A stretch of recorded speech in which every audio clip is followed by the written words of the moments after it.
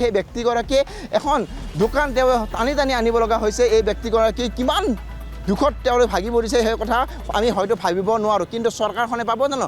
যি সময়ত নিৰ্বাচন আহে, নিৰ্বাচন অহাৰ সময়ত প্ৰতিটো তেওঁলোক উপপথত প্ৰতিটো ঘৰত তেওঁলোকে ভোট ভিক্ষা মাগি যায়। যিখন চৰকাৰে প্ৰতিখন কথা কওঁ যে প্ৰতিগৰাকী প্ৰাৰ্থীয়ে তেওঁলোকে ভিক্ষা মাগি যায়, কিন্তু চৰকাৰ হোৱাৰ পিছত তেওঁ জিকাৰ পিছত তেওঁ জানো সেইগৰাকী ব্যক্তিৰ ঘৰত আহে?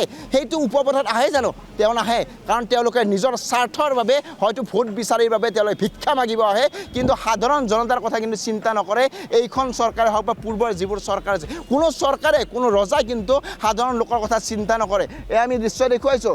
চৰকাৰখনে পুনৰ যি উন্নয়নৰ কথা কৈ থাকে, কোটি কোটি টকা ৰাইজৰ ধন অপচয় কৰি কিন্তু তেওঁলোকে বিভিন্ন উন্নয়নৰ কথা কৰিছে, পদপথ নিৰ্মাণ কৰিছে, কিন্তু সেয়া হৈছে খন্তেকীয়া। কাৰণ উন্মুক্ত গাঁতত পৰি সাধাৰণ লোক মৃত্যুমুখত পৰিছে, সেয়া জানো তেওঁলোকৰ কিবা ক্ষতি হ'ব? এটা পৰিয়ালৰ কিমান দুৰ্ভোগ, এটা পৰিয়ালে কিমান কান্দিব লগা হৈছে। সৰুৰ পৰা ডাঙৰ দীঘল কৰি এজন মানুহক ডাঙৰ দীঘল কৰাৰ পিছত তেওঁক যি কৰ্মত নিয়োজিত হয়, তাৰ পিছত মৃত্যুমুখত পৰিব লগা হৈছে। ভুল মাত্ৰ চৰকাৰৰ। সেই ভুল জানো চৰকাৰে মানি ল'ব? এয়া দৃশ্য দেখুৱাইছোঁ। আমি পুনৰ মন্তব্য ল'বলৈ চেষ্টা কৰিম। কিছু ব্যক্তিৰ লগতে হয়তো আগুৱাই আহিব পৰা নাই। অহাৰ পিছতে সেই ব্যক্তিগৰাকীৰ পৰা মই কিছু মন্তব্য লয়। এগৰাকী ব্যক্তিয়ে হাতত মোনা লৈ আহিছে, হয়তো তেওঁৰ ঘৰত খাদ্য খাবৰ কাৰণে কোনো ধৰণৰ সামগ্ৰী নাই কাৰণে পানীত বিচাৰি তেওঁলোকে নিজৰ জীৱনটো তেওঁ উচৰ্গা কৰি পৰিয়ালৰ কথা চিন্তা কৰি তেখেতে আগবাঢ়ি আহি আছে, কাৰণ খাদ্যৰ সামগ্ৰী নিবৰ কাৰণে। কিন্তু বিজেপি চৰকাৰে হওক বা যিকোনো চৰকাৰৰ যিবোৰ নেতা বিষয়ববীয়া আছে, তেওঁলোকে হেলিকপ্টাৰ হওক এৰোপ্লেনত হয় তেওঁলোকে আকাশৰ মৰেৰে উৰি গৈ থাকে, কিন্তু সাধাৰণ জনতাই পদপথত কেনেকৈ দুৰ্ভোগ ভোগে সেই কথাই কোনো লোকে চিন্তা নকৰে। কিন্তু আমি এই দৃশ্য দেখুৱাইছোঁ।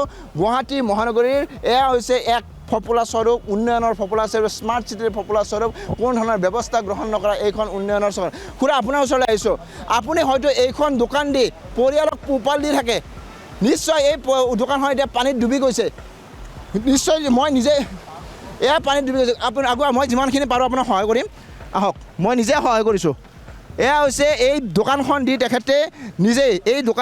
তেখেতে নিজেই পোহপাল দি আছে পৰিয়ালটো।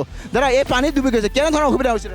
বহুত অসুবিধা হৈছে পানীৰ কাৰণে, চব ৰাইজে চাই আছে। চৰকাৰে উন্নয়নৰ কথা কয়, আপুনি এই দিনটোৰ কাৰণে এইখন দোকান দি পৰিয়ালক পোহপাল দি থাকে, কিন্তু আজি এই দোকানখন আপোনাৰ পানীত ভাহি গৈছে। কি ক'ব? পানীত ভাহি লৈ গৈছে ৰাতি।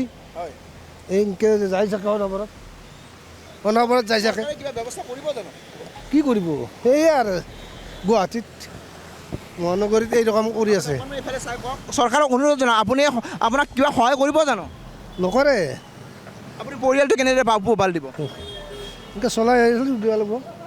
দোকানখনটো ভাঙি গ'ল, বেয়া হৈ গ'ল, ভাঙি গ'ল। অঁ, ভাঙি গ'ল। মই পুনৰ দৃশ্য দেখুৱাইছোঁ।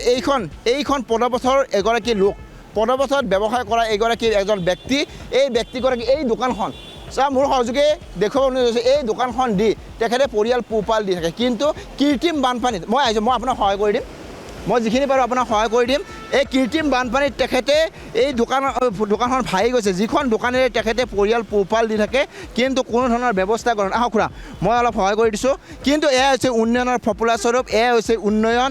যিখন চৰকাৰে পদপথৰ লোকৰ, সাধাৰণ লোকৰ কথা চিন্তা কৰিম বুলি কয়, সেইখন চৰকাৰে চিন্তা কৰিছে জানো? এয়া হৈছে পদপথৰ লোকৰ বা সাধাৰণ জনতাৰ কথা চিন্তা নকৰা এইখন চৰকাৰ। তেওঁলোকে এক মিনিট অকণমান ৰখি দিব আপোনালোকে। এয়া হৈছে উন্নয়নৰ ফপোলা স্বৰূপ, এয়া হৈছে গুৱাহাটী মহানগৰৰ স্মাৰ্ট চিটিৰ উন্নয়ন। এয়াক মই যিখিনি পাৰিছোঁ তেখেতক সহায় কৰিছোঁ।